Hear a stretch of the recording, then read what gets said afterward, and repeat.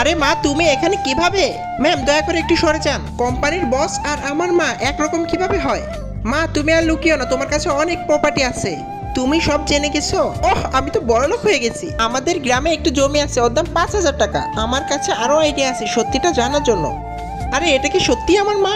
সাহস কি করে হয় তোমার বসের ভিডিও করার? উনি আমার আম্মু হয়। মিথ্যা বলো না। ম্যানেজার লিলি, আমি তোমাকে একটি প্রজেক্ট দিয়েছিলাম, ওটা এখনো কমপ্লিট হয়নি কেন? দয়া করে আর 2 দিন সময় লাগবে আমার। এরকম ফটো এডিট আমার সাথে আর করবে না, নয়তো তুমি কোম্পানি থেকে বের হয়ে যাবে। আজ আমি তোমার জন্য পছন্দের খাবার এনেছি।